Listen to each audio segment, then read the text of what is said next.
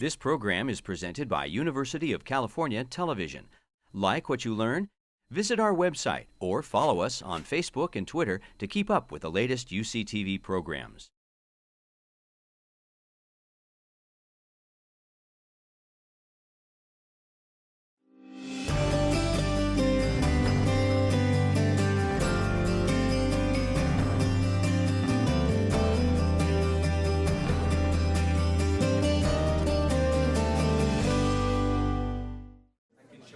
Welcome to the first SAGE lecture of the new quarter. I'm very happy to introduce to you Gerd Gigerenzer.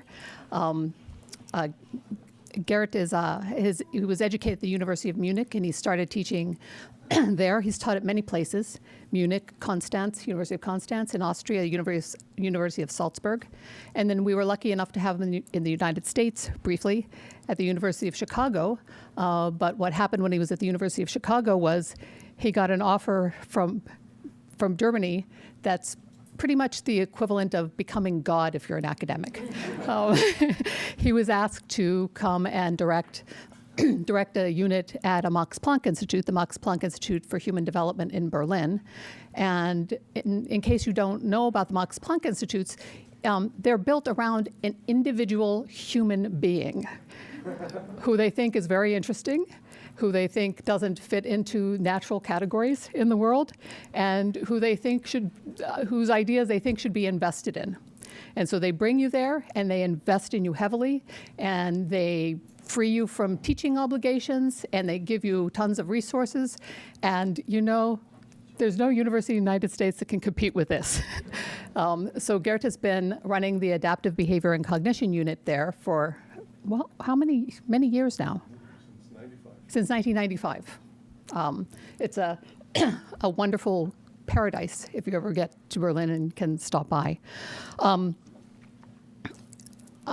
I first met Gerd, I was just realizing it's now almost 25 years ago, and it was when it was in the early stage of what has become one of the most interesting critiques and reconsiderations of the nature of human rationality that I've ever heard.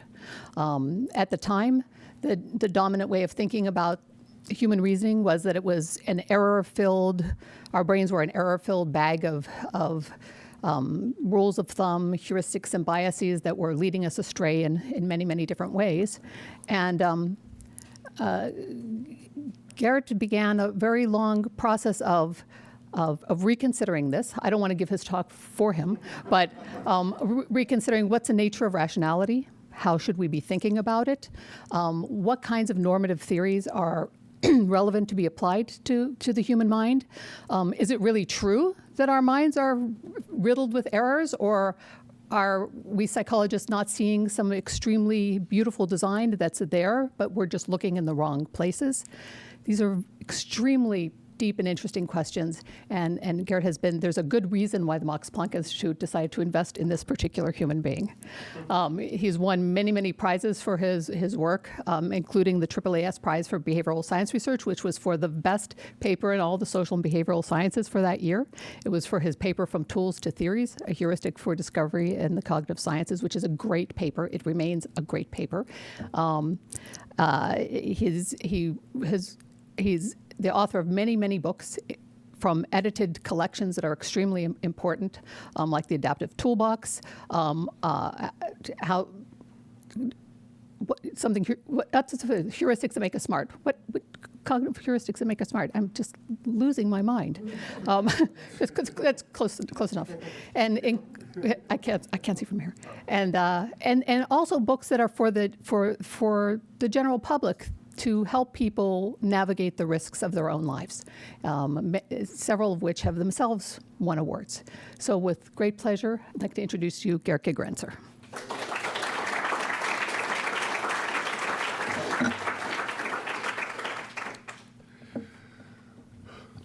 What is rationality? How to make good decisions? If you look in your textbooks for an answer, you probably get the following message. Good decisions follow the laws of logic, the calculus of probability, or the maximization of expected utility. if your reasoning does not follow these principles, then you end up in a different chapter on cognitive illusions.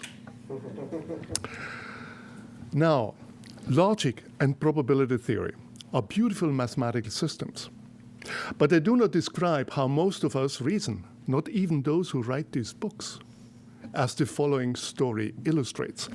A professor from Columbia University had an offer to a rival university, Harvard, and he could not make up his mind whether to accept or reject, whether to leave or stay. A colleague took him aside and said, "What is your problem? Just maximize your expected utility. You're always right about doing that." Exasperated, the professor responded, "Come on, this is serious." What I would like to do today with you, to introduce us to our research on how people make decisions when the assumptions about logic and probability theory are not met. And Herbert Simon's quote was for me the guiding principles. He asked a long time ago, how do human beings reason when the conditions for rationality postulated by the model of neoclassical economics are not met? And I would like today introduce you in the answer that we have so far, and also in the controversies surrounding the answers. And I start with the key distinction between risk and uncertainty. And then I will give you one example about heuristic decision-making, and also the greater pictures. And in the rest of my talk, I will go through the three main points that we try to resolve. What's in the adaptive toolbox of an individual, an institution? What does ecological rationality mean? And finally, how can we use all that in order to help experts to make better decisions? Are you ready? So then we begin.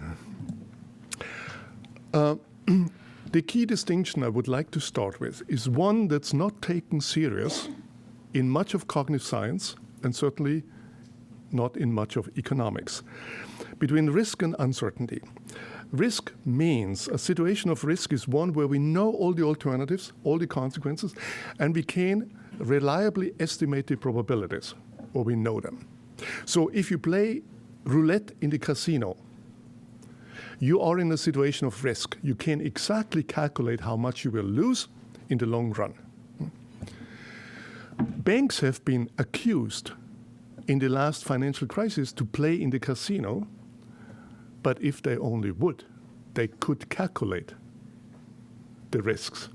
Banks play, in particular investment banks, play in the real world of uncertainty, where surprises happen, where domino effects happen, where it's dynamic, where there are people who cheat, trick, and so on. This is the world of uncertainty. In this world, my question is, how should we make decisions when not everything is known? Note, this is now the normative question of the descriptive one that Herbert Simon posed. And here, in this world, statistics and optimization is not sufficient. Statistics is not sufficient. Optimization is per definition not possible. So we need something else. And the tool I'm interested in are heuristics. And the goal is not optimization. That's an illusion. The goal is to find robust strategies that have a good chance to survive in an unknown future. So uncertainty, these are problems. So most of the time we live in a world of uncertainty. So what should you do with the rest of your life? Try to calculate that. Whom to marry? What job to take? Whom to trust? But we have a tradition in psychology and beyond to reduce all uncertainty to known risk. And then we study problems like the trolley problem in moral psychology, or the ultimatum game in experimental economics, or choices between gambles in neuroeconomics. These are all worlds of certainty, where everything is known, no surprises can ever happen. It is a big leap to believe that what we find in this world of certainties would generalize to the real world of uncertainty. Just imagine, since we cannot find the optimal answer for chess, so the sequence of move, if we would now try to find something, make a smaller problem where we can optimize, we might design a chessboard with 4 times 4 and only 4 figures on each side in order to be able to use our differential calculus. The solution we will find will probably not tell us very much about how to play chess in the real game. And this is a game with certainty. There is just a computational problem. I would like now to give you one example of a heuristic and then go into the larger question. Who of you plays baseball? Cricket? Soccer? Okay, same person. Okay, assume you would play one of these games. A ball is coming in high. An experienced player knows immediately where he or she should run. How does he know? If you ask a player, have you ever interviewed a soccer player? You know what you get? Yeah, intuition. Yeah. And it's intuition. These people know exactly what to do, but they cannot explain it. It's not in language. So what is this mechanism that leads them where they are running to? And there are 2 theories about this. One is it's a complex problem, so it needs a complex mental algorithm. That's not my theory. The other one is it's a complex problem with lots of uncertainty. Therefore, the mind will probably have found a simple solution. And as we will see, the solutions are only simple because there's an evolved capacity that has already done part of the work. So let's first go to the idea complex problems need complex solutions. Here is what Richard Dawkins, in his famous book, The Selfish Gene, tells us. When a man throws a ball high up in the air and catches it again, he behaves as if he had solved a set of differential equations in predicting the trajectory of the ball. Now Dawkins, who otherwise in the same book has very interesting heuristic-like concepts of memes, here I think he's going wrong. And he knows, of course, that it's very difficult to calculate the trajectory of a ball. And then he says, at some subconscious level, something functionally equivalent to the mathematical calculations going on. Note that he put the term as if into the equation. And for the non-economists among you, this is economic theory. And economic theory is deliberately as if. One does not want to try to model the decision processes, but one has an optimization calculus and says, okay, assume that people would know everything, would be omniscient and omnipotent. How would they behave? So if you would be God or a Laplacian demon, that's the approximation. What I will show you now, that a number of experiments showed that nothing like these trajectory computations are going on in the mind of a player. And the best evidence we have is that simply heuristics. But first let me ask, who of you knows how to compute the trajectory of a fly ball? Here is how it works. Yeah? And so the problem is not the computation, note. The problem is the estimation of the parameters in the 2 or few seconds you have. In general, we often talk about the mind as a computational device. The more important thing is the estimation, because something like this can be easily wired in. And in perception, it probably is. But here, you have to estimate the initial distance, the initial angle, alpha, and so on. And even if G is wired in, that doesn't help you very much because you need to do these estimations. And the problem is that there is no robot, no computer who can do this in a reliable way in the time that you have. So how do people make these decisions if not as if? That's the as if version. And the answer is that experienced players use a toolbox of heuristics. And I'll show you the simplest one. It has 3 steps, and we call it the gaze heuristic. It works only if the ball is already high up in the air. First step, fix your gaze on the ball. Second, start running. And third, adjust your running speed so that the angle of gaze remains constant. The player whom you see here runs in exactly that way so that the angle of gaze remains constant. Do you see? And then he is there where the ball is coming down. Would you like to see it again? The important thing here is that this player can ignore everything that was in the formula. And also those ingredients you may have noticed were not in the formula, namely the wind, the direction of the wind, the speed of the wind, and spin, which are very hard to put into a formula. And this is a heuristic that replaces all these estimation problems by a single variable. This is the angle of gaze. We know that a number of other species use the same heuristic to intercept prey or mates, and sometimes the difference is not too big, in 3-dimensional space. So in water or in the air. Bees, bumblebees, for instance. How do they do this? They try to keep the optical angle constant. That's all they need to do. And then they get the interception.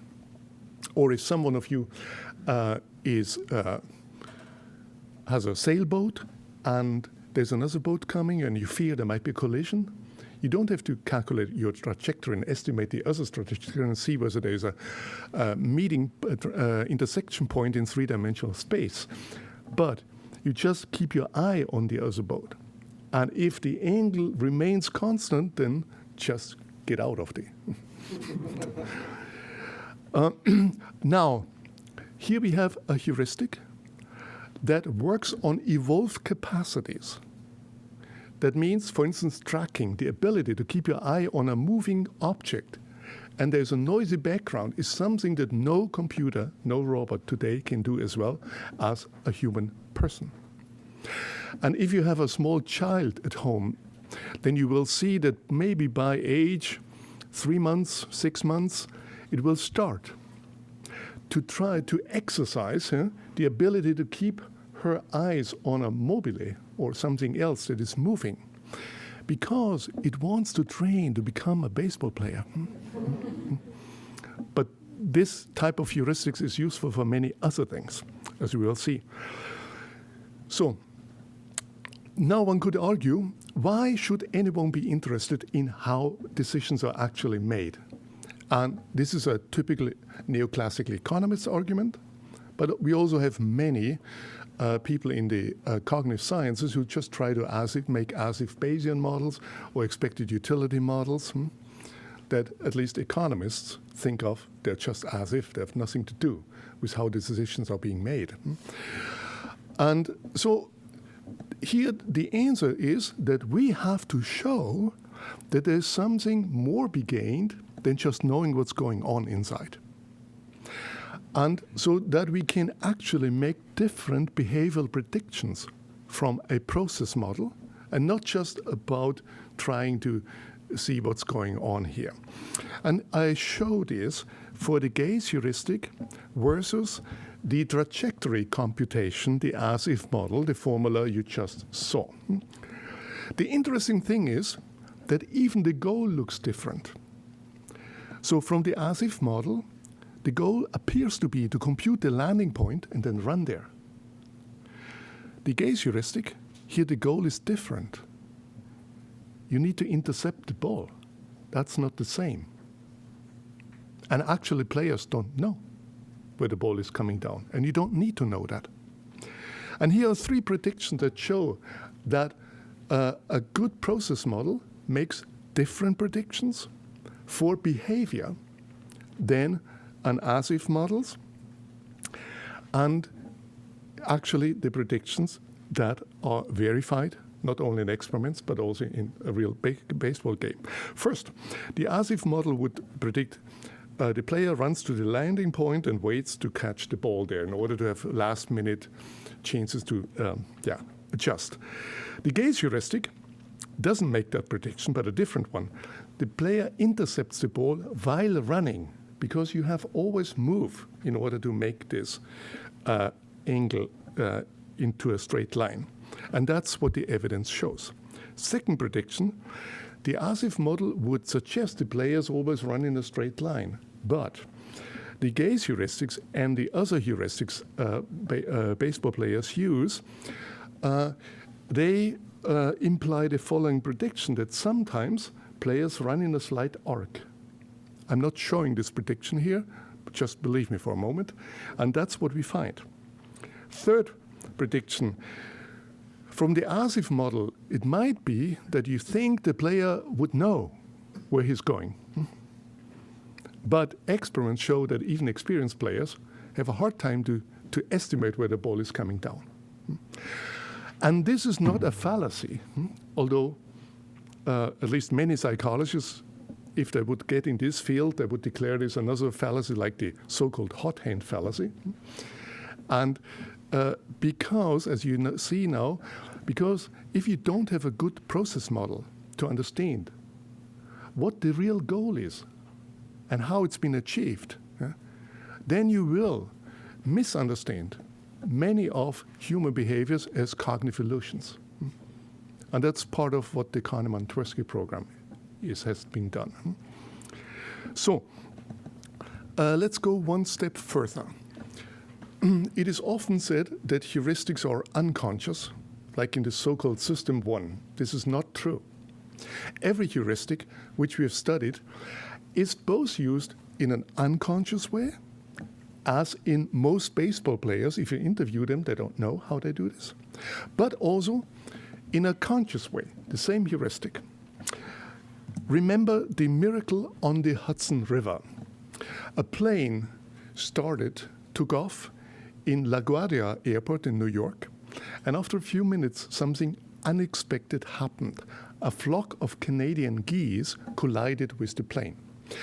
Now, the jet engines of modern jets are built to ingest birds, but not Canadian geese. They are too fat. And the improbable happened.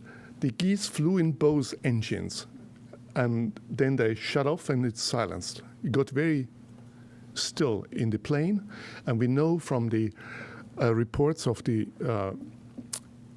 passengers that they noticed that suddenly it was quiet, except hearing others to pray.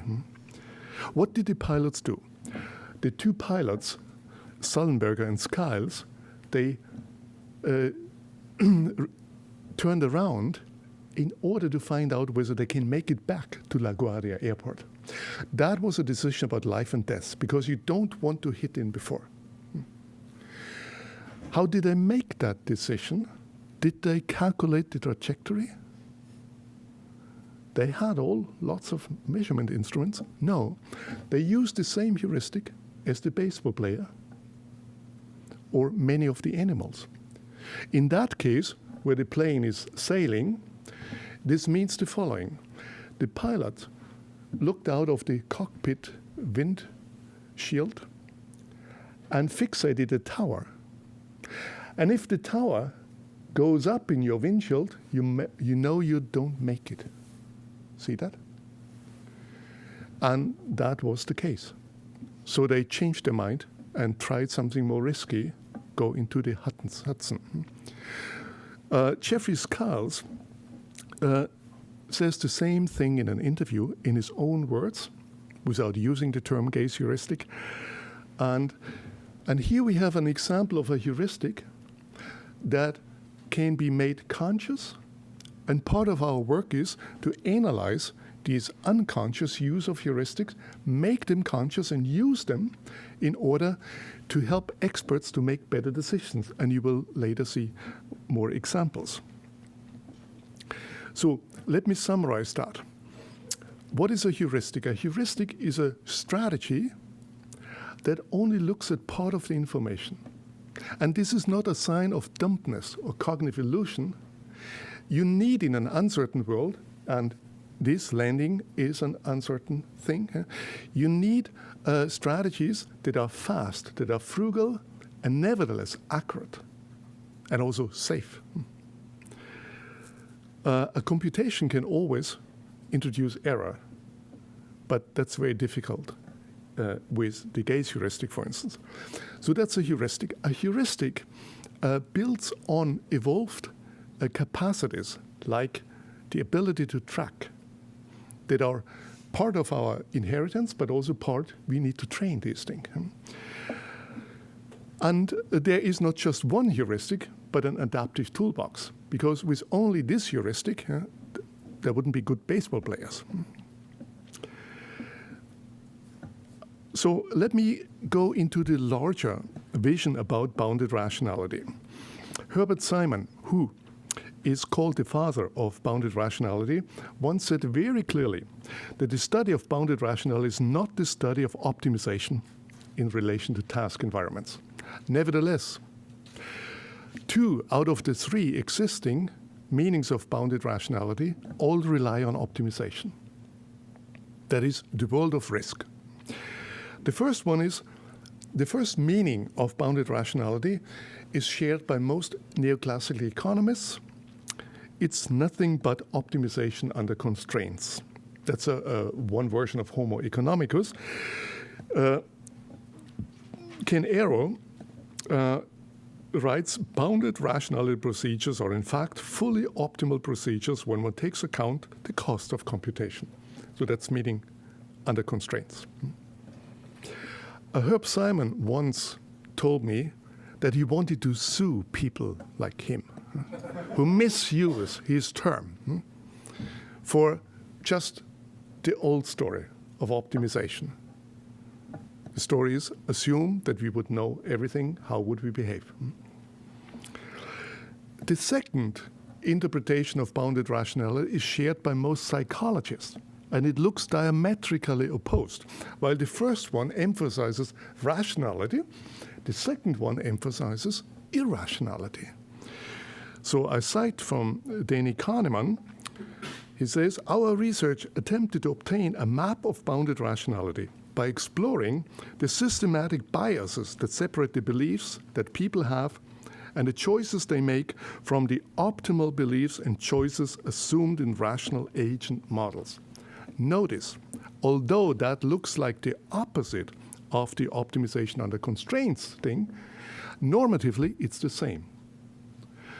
What many social psychologists, not just Danny Kahneman, accept is the norms of the economists. They don't dare to touch this.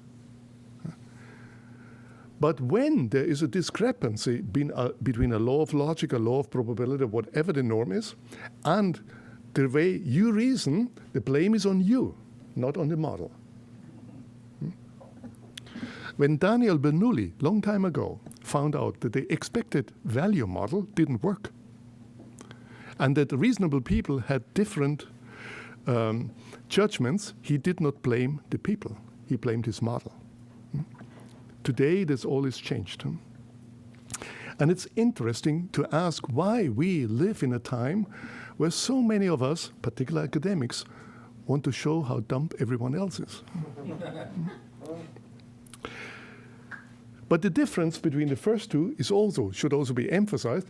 The Heuristics and Biases program, they focus on process models, although usually don't get very far. They have a word like availability or representativeness or affect heuristic, which can explain everything after the fact but not predict.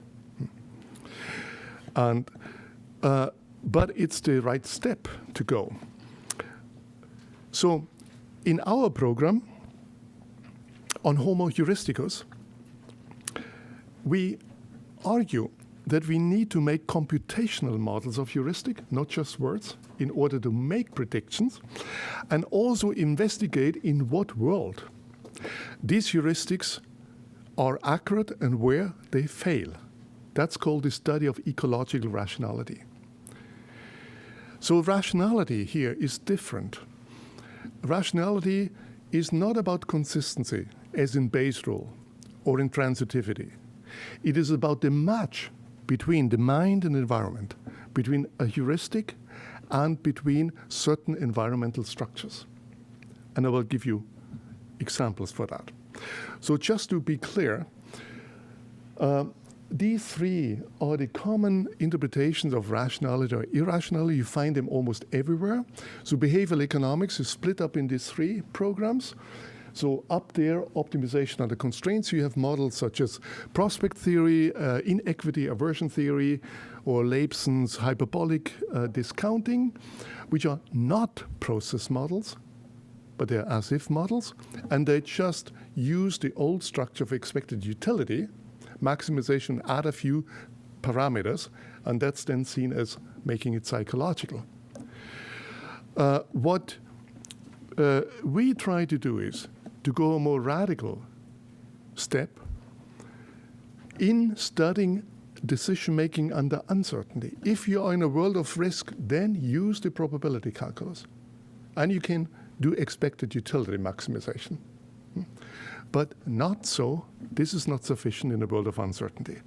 Here is the research program. The first question is a descriptive one. What's in the adaptive toolbox? And in the adaptive toolbox, there are cognitive capacities, such as tracking or recognition memory, that are used by heuristics. And the heuristics are only simple because they exploit this.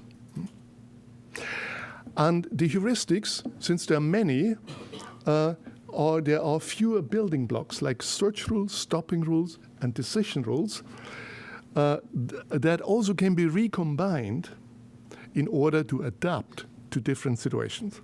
The second question is normative. And the normative study of heuristics is new. You will probably not find in current textbooks anything positive said about heuristics or normative, except that they are fast and frugal. And the question here is, what types of environments does a given heuristic work in, and where does it fail? So this is our version of fleshing out Herbert Simon's idea of the pair of scissors.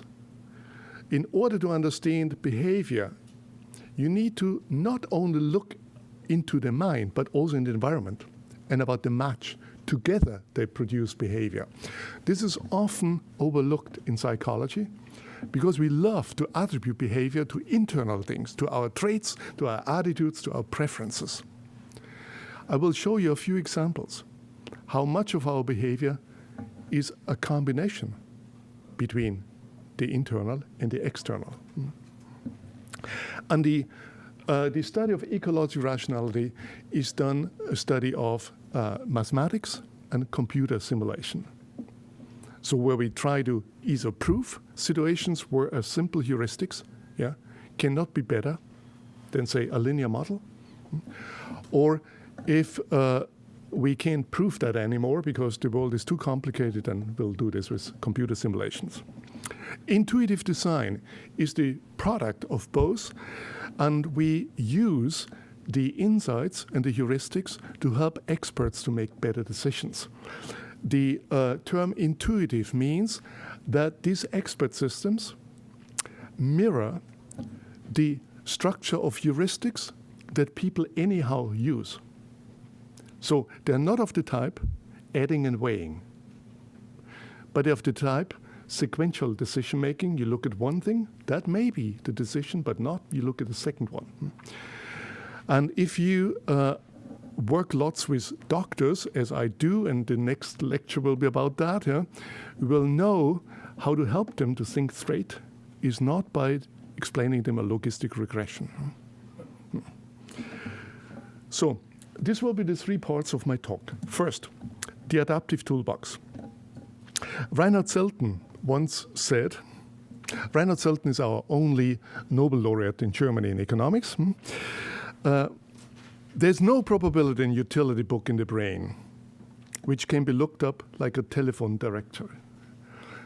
But I've seen more and more behavioral economics and neuroeconomics assuming that utilities and values are in the brain, in the entire calculus. Paul Klimscher, whom I like very much and who is very learned, but he has this idea that even if economists say our expected utility models don't tell us anything about the brain, he tries to reify them and now look with brain imaging to find that. As if is an important thing. So what is as if? The Ptolemean theory about heavenly bodies is as if. So the Earth in the middle and circles, and planets in circles and epicircles. So an epicircle is you go in a circle and then do this little thing. Yeah? Almost nobody had believed that this is a model about how planets move. It's just a model about how to make the good predictions, just like economists do. Now, if this kind of neuroeconomics is going in this way, and I say this not to blame neuroeconomics, but to encourage them to go in a different way. So if neuroeconomics would reify this Ptolemean circle and epicircle models, so that would be like going with a shuttle into space and looking for the epicycles. And of course, you might find something that looks like that. So the adaptive toolbox is a different vision. We want to do psychology. We want to make good models about how people make these decisions. Here are classes of heuristics we study. And don't be overwhelmed. I will only talk about a few of them. And tracking, number 2, we just had the gaze heuristic as an example. Trust, number 3, is something I will talk in the next lecture about. So the white coat heuristic is, if you see a white coat, trust it. That's how most of us work. Again, this heuristic is neither good nor bad. It is, and the question is, can we determine its ecological rationality? And this heuristic is ecological rational if your doctor knows the evidence, so the scientific evidence for medicine. Second, if your doctor has no conflicting interest, that he earns money or he loses money if he doesn't do this bypass with you or the hip operation. And third, if your doctor doesn't do defensive medicine. That means advising you things that the doctor, he or she, would not advise to her own relatives in order to protect herself from you, the patient, as a plaintiff. None of these 3 conditions holds in the US. So you need to think yourself. So that's also an illustration about what ecological rationality means. A heuristic is not good or bad per se, but it really works in certain environments and in others. I will start with an example from number 4, equal division. Here is a study, a large-scale study about how much time parents invest in their children. So on the y-axis, you see the child care received over 18 years in hours. And take the first panel.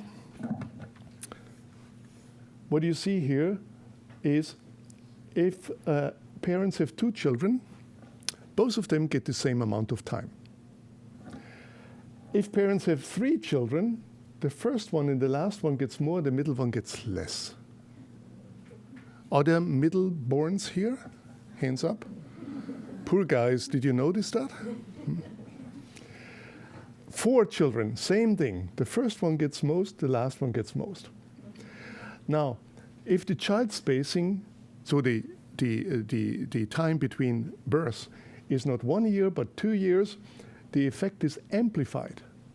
So the middleborns get even less It doesn't matter for those who have 2, and so on. And here it's really dramatic. You don't want to be in a family like that. How to explain that? Traditional psychological thinking looks for internal explanations, preferences, attitudes, and so on. And it's always easy to come up with some after the fact. One would be that parents prefer firstborns and lastborns. That explains all the data, including the equal thing for the 2 siblings, families. And you can easily come up with a story that the first ones are, you are so happy about the first one, and the last one is so cute, and the middle ones are,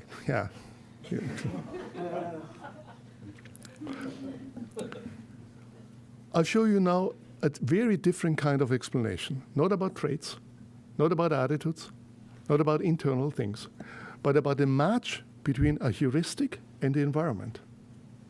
And behavior is the outcome of this match.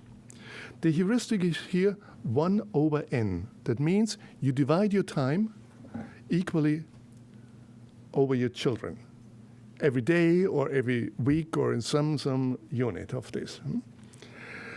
And if the number of children is 2, then exactly the outcome is what this heuristic suggests. But if the number is 3, then this heuristic predicts that the middle one gets less. Why? You can see that the first one is a certain time alone, 1 year. Got it? And the last one is also a certain time alone, usually on average, but the middle one, never. So if parents try to do it equally, they end up with a totally different result. So that's the first environmental structure, the number of children. But there's a second one, the spacing. If it's 2 years as opposed to 1 year, the first one is for 2 years alone. And the last one is also longer. And then you see how that the effect amplifies. What do you see here? You can do, with a simple mathematics, you can derive predictions from a simple heuristic that end up in a highly complex pattern that you can then verify with actual data. And you do not need any complex explanation for biases that parents would have. The parents do their best, but the environment also makes their contribution. That's the key idea about adaptive decision making, that a heuristic will not determine itself what the result is, but the environment will do its part. And this is why we need to study the environment and not just insight. Second example, assume you have a certain amount of money and want to invest. Now we are in financial investment, no longer in parental investment, but there's some similarity. And you do not want to put everything in a basket, but you want to diversify. But how? So how much here, how much there, and so on. Harry Markowitz from the University of Chicago got his Nobel Prize in economics for the solution to that question. The solution is called the mean variance model or mean variance portfolio. Again, I'm not going in mathematics here. And the point is, again, not the calculations. The point is the estimation of all these parameters to the expected return of a certain stock or fund, and the variance, the expected variance, and also the covariances. And you can see the larger the n, the number of these options that you consider is, the higher, the larger the number of estimates you have to do, an entire covariance matrix. When Harry Markowitz made his own investments for the time after his retirements, he used his Nobel Prize winning optimization method. So we might think, no, he did not. He used a simple heuristic called 1/n. The same one. So allocate your money equally to each of n funds. So if you have two 50-50, If you're 3, a third, a third. That's very fast. You don't have to do any computations.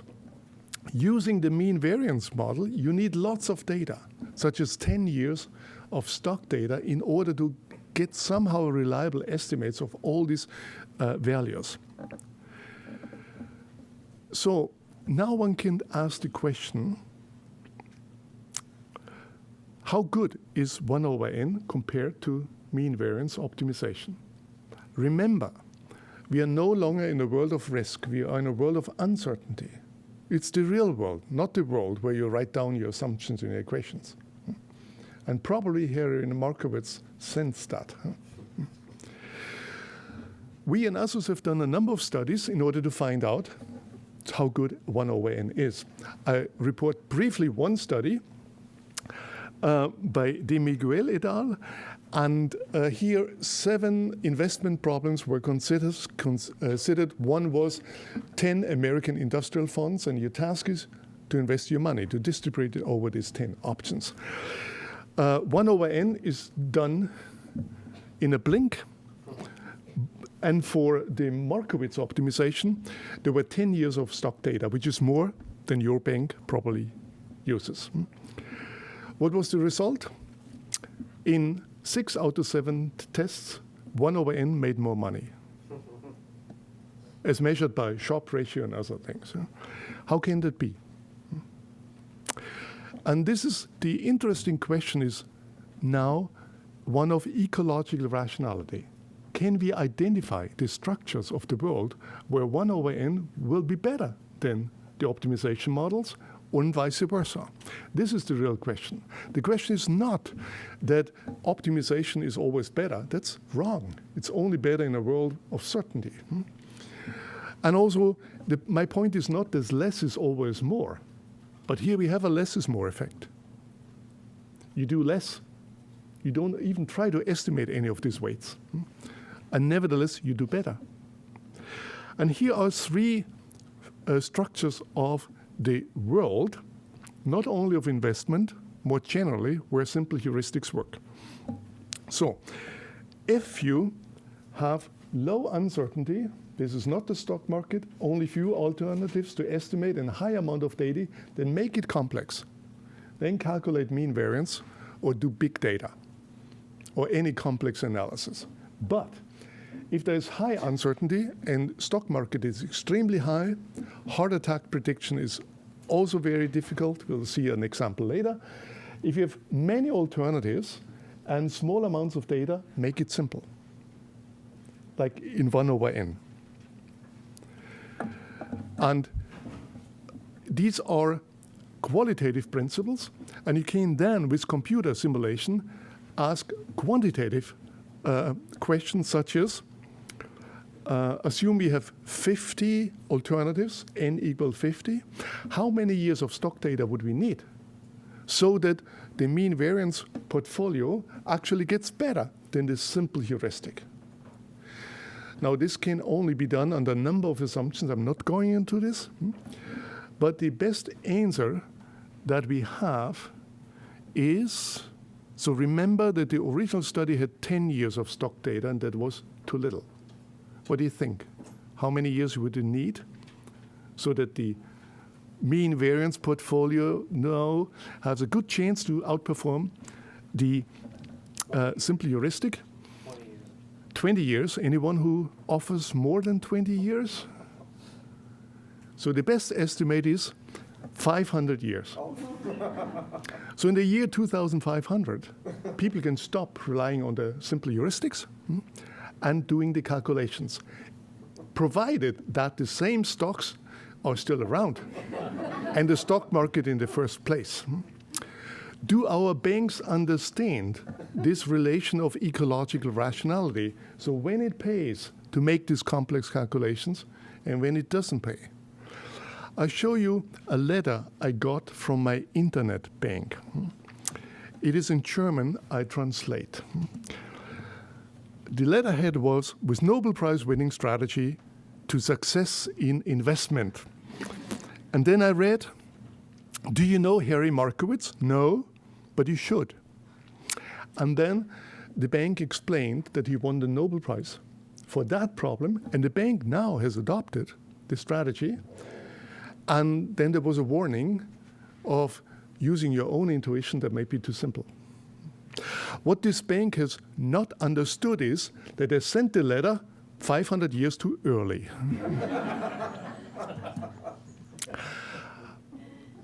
Another word on the on investment. I'm working with the Bank of England on a program called Simple Heuristics for a Safer World of Finance.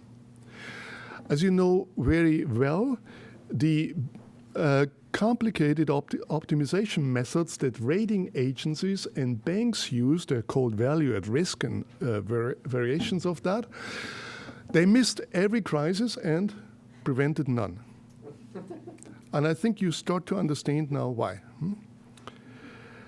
And I have been working with Mervyn King, the former governor of the Bank of England, and now working with Andy Haldane, who is the executive director of financial stability, on this project. And the alternative is that we show what simple heuristics could make the world of finance safer. And if you're interested in that, look up his Jackson Hole speech, The Dog and the Frisbee. You may recall where this comes from. It's the gaze heuristic, which dogs also use to catch a frisbee. And that speech was named the speech of the year by the Harvard Business Review. So, and now even the Basel III people start to use the term simplicity. There's lots of hesitation, like in the academic community, that simple could be anything good, but I'll try to influence you a little bit. Simple is not always good. The question is, when is it good? I come to the second part, ecological rationality. When we started this project, Peter Todd and I defined the ecological rationality as a heuristic is ecologically rational to the degree that is adapted to the structure of an environment. When Vernon Smith did his Nobel speech, he used the term ecological rationality in the title and acknowledged this. And he said he uses it in the same way as we use it, but he also means markets and institutions with that.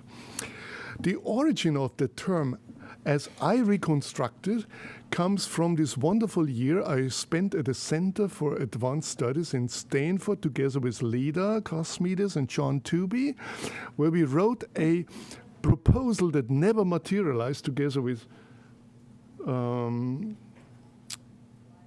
a few others, I think, yeah? And that was about ecological rationality. So we took it up, and the key idea is in Herbert Simon's work. It is his analogy of the pair of scissors. You will never understand how scissors cut if you just look at one blade, like the mind, or just in the environment. You need to look at the both. But the big challenge is how to make this into a working program. And so let me give you one insight in our study of ecological rationality. Again, it's a study that deals with mathematics, so the tools are mathematics and computer science. First, here's the general question. Why do people use heuristics? And the message that you read in all textbooks is because there is an accuracy-effort trade-off. That means a heuristic is faster, so you need less effort, but you pay a price. It's less accurate. You can read this in the wonderful book by Payne, Bettman, and Johnson, The Adaptive Decision Maker, which has computational models, but you find the same assumption by Kahneman, who has no computational models, only a system 1 and a system 2, which I think is the nadir of theorizing in psychology. Usually you start with ambiguous dichotomies and go on to precise model. This is the only case I know where we have gone in the other direction. We have precise models for heuristics. We have precise models for logic statistics. They are all lumped up in two black boxes. It's not my way of theorizing. So what you have seen by the examples I gave you, that the story of the accuracy-effort trade-off as a general law of cognition is false. There are heuristics that can work with less effort and have more accuracy, say, compared to Markowitz optimization and so on. So the story is not correct, but what is the actual story?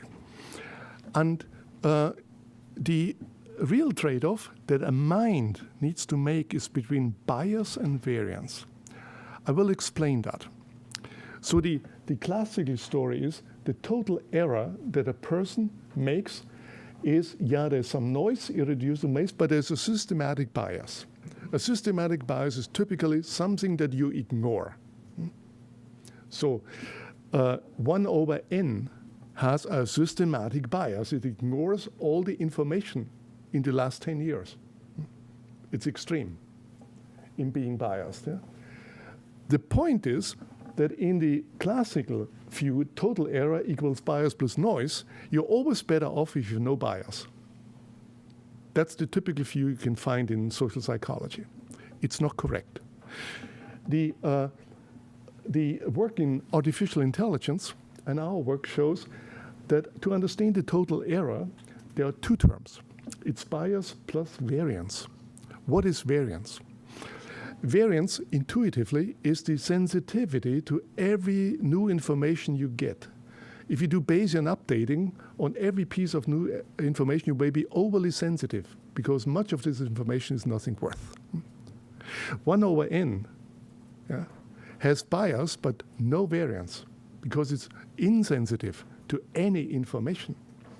So it's extreme. If you have in general, variance is defined in the following way. You have a population and you take samples. And depending on what sample you will get different solutions or parameter estimate. That's the variance across the mean. 1 over n has 0 variance. It only suffers from bias. And this is a way to understand situations where bias can actually be better because it reduces variance, and it's a trade-off between the two.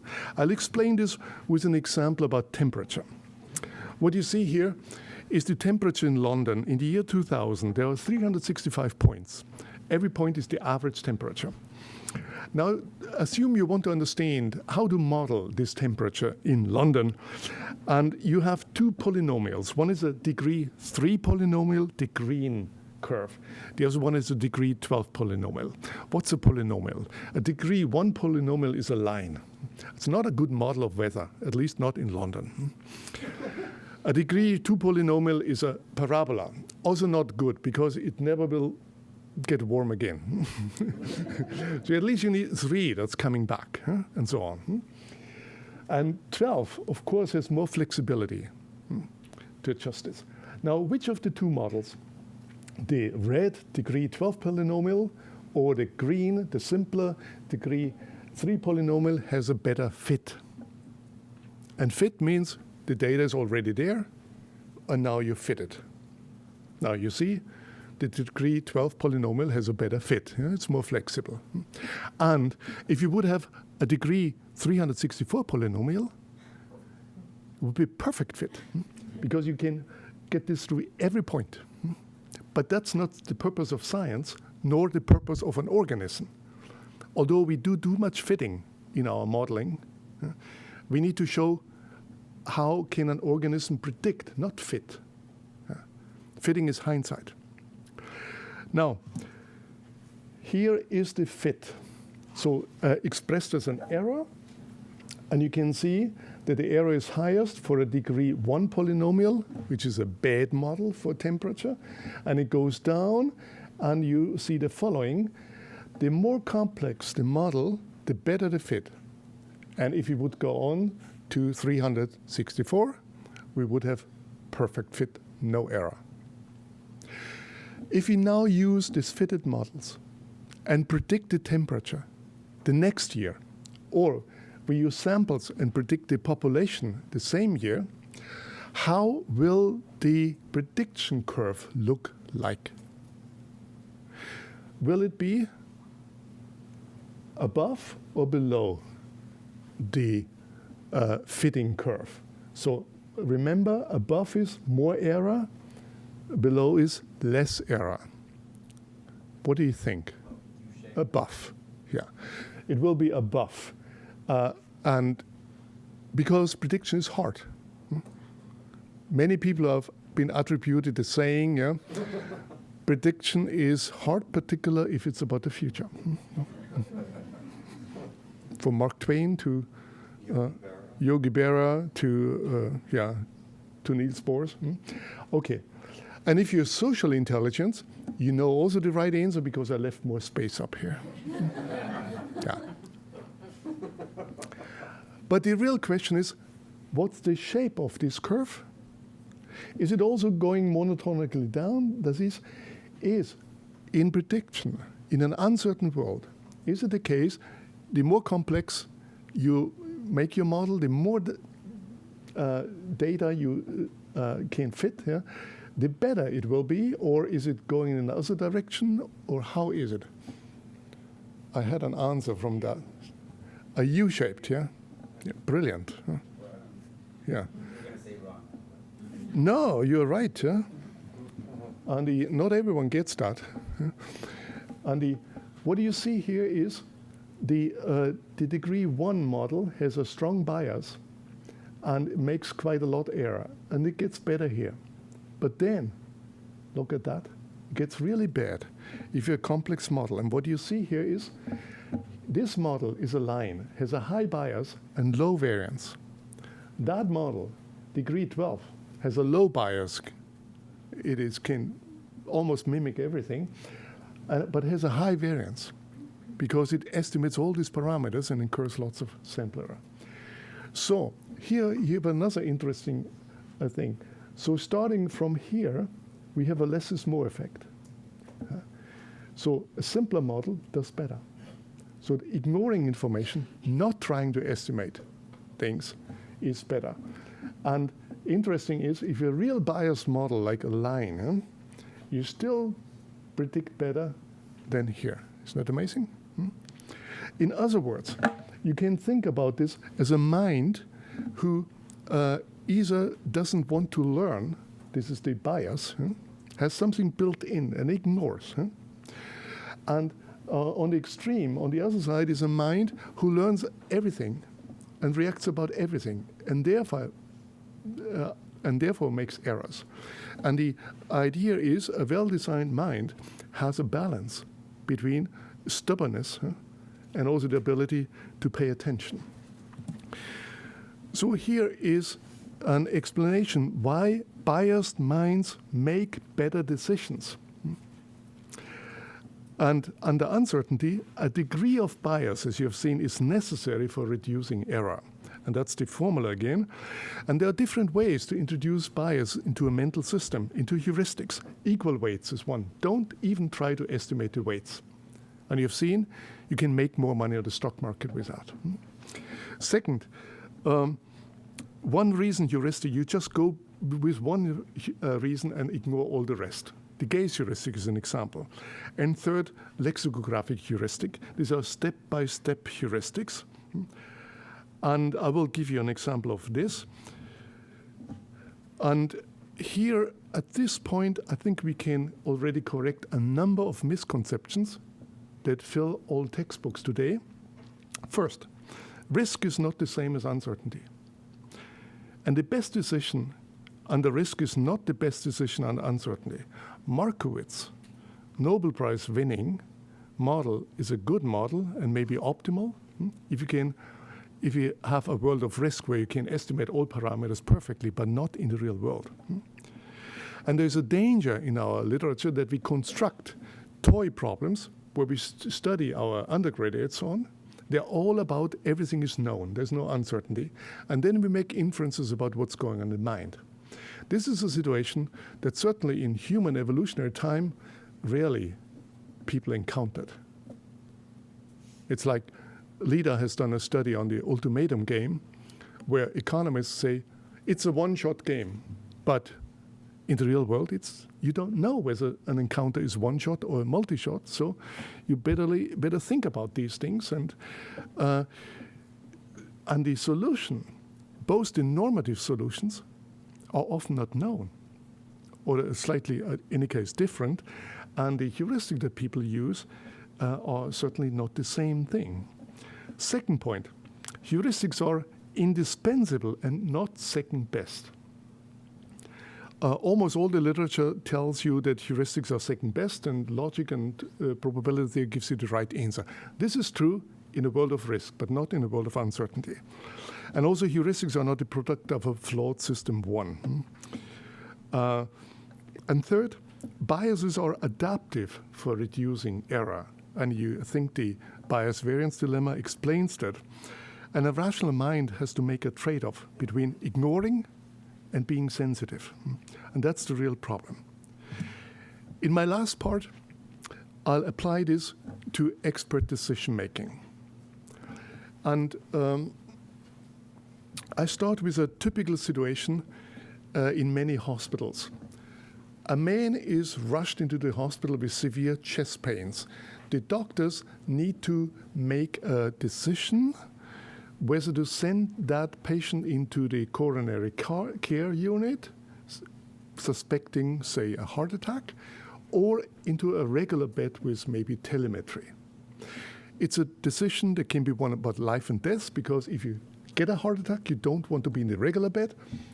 But if you don't get a heart attack, or something similar, you don't want to be in the coronary care unit. It's one of the most dangerous places to be on Earth. It's not true, better safe than sorry. A friend of mine, another director of a Max Planck Institute, died in such a situation in the ICU from picking up a virus that was waiting there. And so how to make these decisions? In a hospital in Michigan, doctors send about 90% of all persons into the coronary care unit, although only about 20% had a heart attack. That's called defensive decision-making, because the doctors will be sued or run the risk of being sued if they send a patient in the regular bed with telemetry and there is an incident, but they won't be sued if the patient dies from something else in the coronary care unit. So that's an important thing to understand, that many doctors, particularly in a country that has this virulent litigation, as you have it here, and the US has more lawyers per capita than any country except Israel, you need to be aware about that. So the consequence was the coronary care unit was overcrowded, quality went down, costs up. The hospital sent to the University of Michigan for medical researchers to help them. The researchers came and they saw a complex problem, and the first idea was find a complex solution. What's the complex solution? It was an expert system that was published in the New England Journal of Medicine that consisted of a chart with some 50 probabilities and a pocket calculators. I'll show you the 50 probabilities. You do not have to understand that. You only need to understand that doctors also don't understand it. They know what the variables are, but not where these numbers come from. But the idea is, do you have for each patient push in the relevant numbers, and then push enter, and then see whether the number is above a threshold. That means coronary care unit, and otherwise if it's down. The problem here was that the moment the researchers left the hospital, doctors stopped using that. If you ever worked with doctors, most don't like these logistic regression systems, if only because they don't understand it. And everything went on with defensive decision-making. At this point, the PI from the University of Michigan learned about our research in Berlin, and he realized, oh, we have a problem of high uncertainty here. Therefore, we need to find a simpler solution. And they designed a fast and frugal tree, that's a technical term, I explain in a minute, for coronary care unit allocation, basically meaning for predicting heart attacks. A fast and frugal, so it went like this. Only 3 questions are asked. Is there an ST segment change, so an anomaly in the electrocardiogram? If yes, immediately coronary care unit. Otherwise, the second question is asked, are the primary complaints chest pain? If no, regular bed. If yes, a compositive question is asked, is one of these factors there? That's the end of the decision. Note that all 50 probabilities are gone. And the decision is different. It's sequential. And you go one step, and you can end at the first one, at the second one, and the third one. A fast and frugal tree is defined as a decision tree that has an exit at each question. So in that kind of binary trees, so there are, if there are 3 questions, there are 4 exits.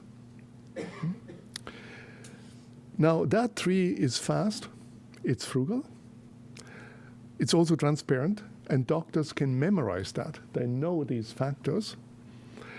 And actually, this tree is still used in the hospitals. But the question is, how accurate does it predict heart attacks? And the study that was done showed the following results. What you have here is the sensitivity. That means the proportion of patients correctly assigned to the coronary care unit. That means patients who actually got a heart attack. You want that have high. The proportion incorrectly assigned, you want that be low. And the ideal method is up here, but there is nothing up here in the reality because it's too difficult, this problem. It's not as difficult as stock market, but it's still quite difficult. This is the chance diagonal. You don't want to be on that one because you send nobody or everyone in, or you roll dice in between. And you don't know to be on that side, because it's worse than chance. I'll show you the results of the study. First, you see where the doctors are. Doctors, defensive decision making. Where do you think that the point is where the doctors are? No?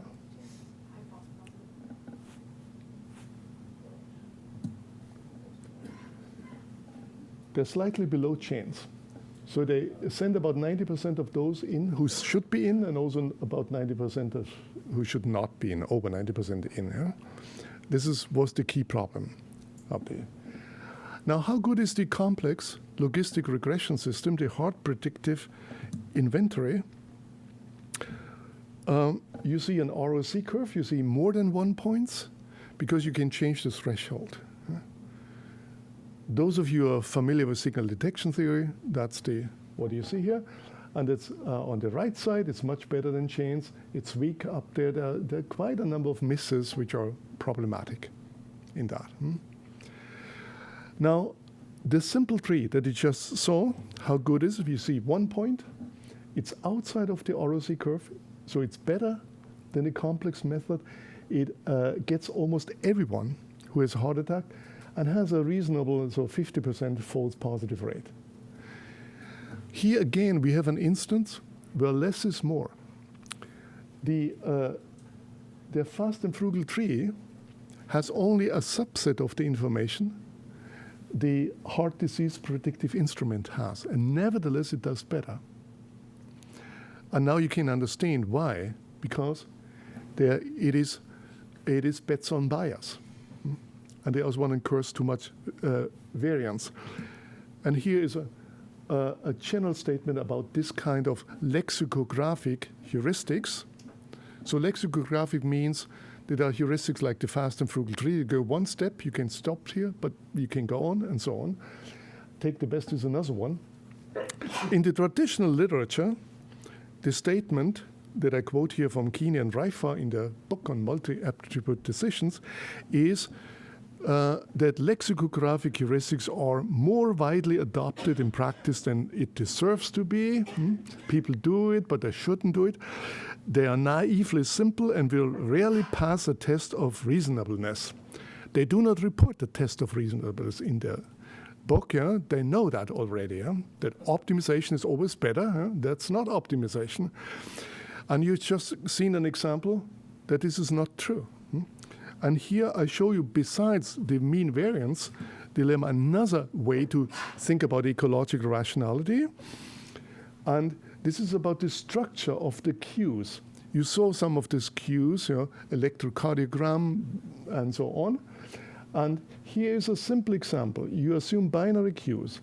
This is the weight of the first one, of the second one, of the third one.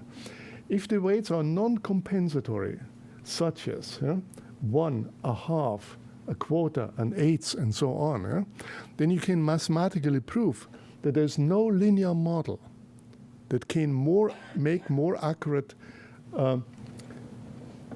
predictions than a model that just goes with the first cue. They will all get to the same ones. There are two other conditions. This is the first one, which I'm not explaining here. And the interesting thing is, then when we started to study environments, it turns out that, now the question is, if any of the following three environmental structures exist, no linear model, whatever it is, can be more accurate than take the best and similar lexicographic rules such as fast and frugal trees. And in a search among that kind of natural environments that are on the in the typical databases about demographic things, about finding partners, about whatever, where there's some criterion, finds that in about roughly 80% of all environments, one of these conditions holds.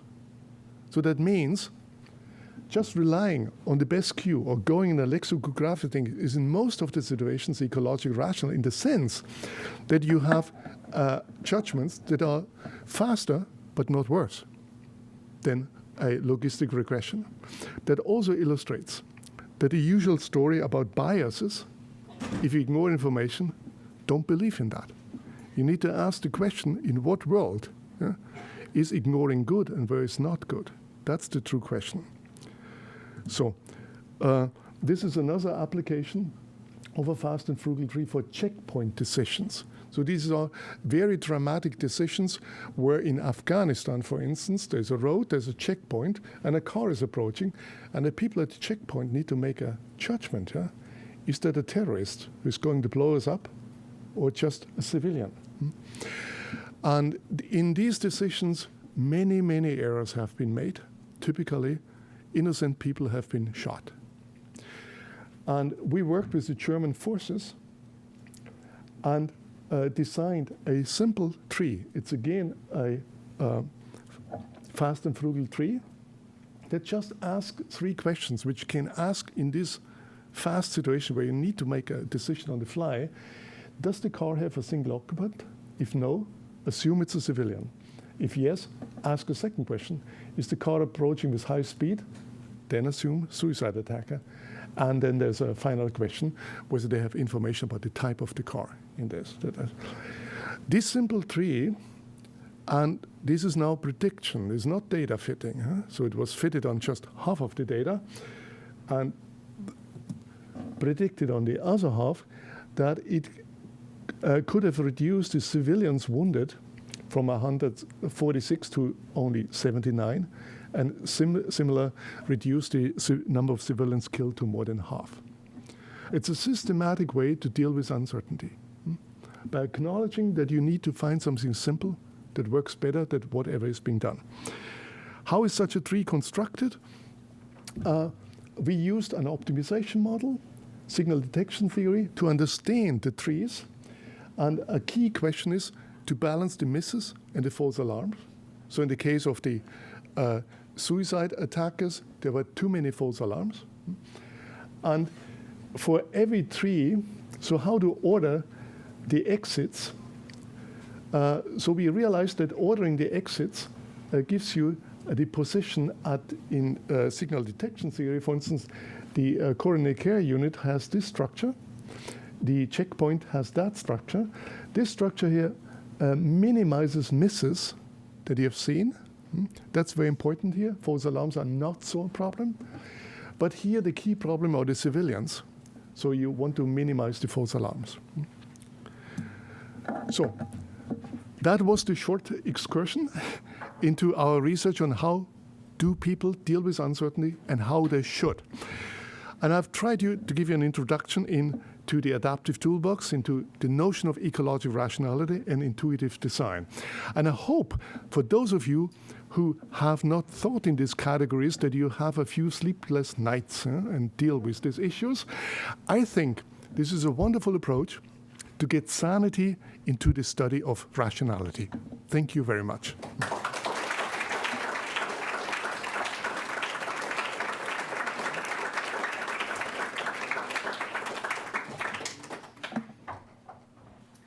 Yeah. Heard of an idea called anti-fragile? Yes. What do you think of that? This is Nassim Taleb. Nassim Taleb's idea. He has written a book about this with the term anti-fragility. I am with Nassim Taleb, who is visiting us lots in Berlin, in his analysis about uncertain and heuristics. Anti-fragility is the idea that actually, if you get hit, that helps you. So it makes you stronger. And that's the idea of the, and there are a number of phenomena like that. This is not exactly the issue I was talking here about, but it's like a vaccination is an example for that. If you hit the body, it gets stronger because it develops antibodies. That's the idea applied to other things. It is always a question how large it goes. If you have many divorces, get hit every time, whether that's good a thing and you get stronger, it's another question. Yeah. You make a very nice argument how the value of heuristics can be established without consideration of speed. Yeah. It's not that they're quick, you Yeah. point out. However, do you see situations like in evolutionary history where the rapidity of a decision-making rule would, in fact, help to explain its development? So speed is a factor here, and at least in this in the baseball player example, speed is important. For the pilots, speed is important, but not always. So the heuristics, the interesting thing is, part of the key argument is that even if frugality and speed is not important, even if the costs are zero, you still can identify a situation where a heuristic does better. So that contradicts the entire accuracy trade-off story. It also contradicts optimization under constraints.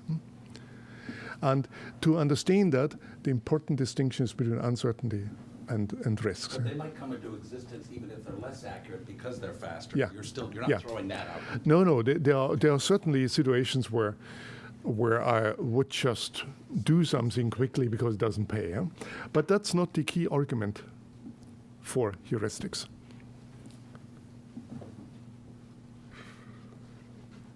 This is your chance to ask the questions you always wanted to ask. You seem to, I think, make an exception for perception as opposed to making conscious decisions. Is that correct? Yeah. That's a good question. I'm not entirely sure. So the strong argument would be that heuristics are the way that people and animals deal in their everyday life.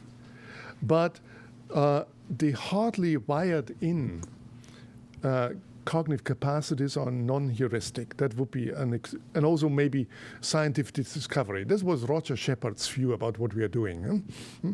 So that's a view about everything except the real things up there in discovery and also in down here in the perception.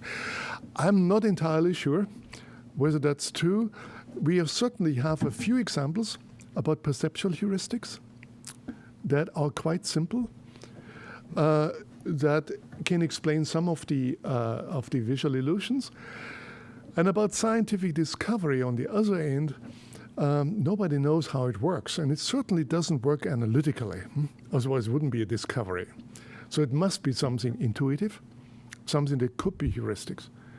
And I only worked about one discovery heuristic that Lida mentioned before. This is the from tools to theories heuristic, so that works in many social sciences. You get familiar with a tool for data processing, statistics, the computer, and then you project it into the mind as a theory of the mind. Signal detection theory, Now we have Bayesians who believe that the mind is a Bayesian, although the mind cannot be a Bayesian, because in order to be Bayesian, you need to know all the alternatives. You need to somehow reliably estimate the prior probabilities, and finally, you need to be able to do the computations. And you can only do them really if the problem is very simple and you don't have many Qs. Otherwise, it gets computation attractable. Bayes is also a good example about a technique that has its place. If you have good frequency data and the problem is not too big, then be Bayesian. Otherwise, go for fast and frugal trees. Yeah. Thank you. I understand the problem of overfitting in prediction. I also noted that you said that heuristics are not always the best solution. I think I remember that Albert Einstein once said that always keep answers as simple as possible, but just not too simple. So my question is, where do you actually know? Where's the right point of simplicity? And isn't that the question that is the really important one? Correct that this proverb is attributed to Einstein. We don't know, as many things, but it's probably true. The study of ecological rationality tries to give answers to that. And if you remember the U-shaped curve that identifies the point, more generally, the trade-off between bias and variance will determine it. And the trade-off depends on at least these three structures that I showed. So how much data you have. If you have more data, then lean towards the complex. So the valley here will move over there. If you need to estimate many, many parameters, that will hurt you. And then the entire stability of the world which you're dealing with. So these are the answers that we got, and I could only give you a glimpse here, but I would just love if smart people here would get interested in that work and help us to understand the conditions outside that help us to be successful with very little information. Yeah. It's always that Americans, and this was the primary Yeah. group, are hardwired to think bigger is better. Oh, so yeah. that they always Yeah. made decisions Yeah. to do that, Yeah. even though it wasn't the optimal decision. Yeah, this is also my stereotype from spending many years here. Everything is bigger, the refrigerators, the cars. And but particularly in medicine, that's a real problem. Because many people, but not only in the US, also in Europe, maybe more here, assume that more treatments, more medication, more drugs are always better. And that can hurt you, because every drug has side effects. And if you take a number of drugs, nobody can tell you what the interaction is. It's not possible to run these studies. And you may be right that there is a kind of social, or it's even a value that is defined by that. Get more is always better. But you could test this. Come over to Berlin and test ours. There it is.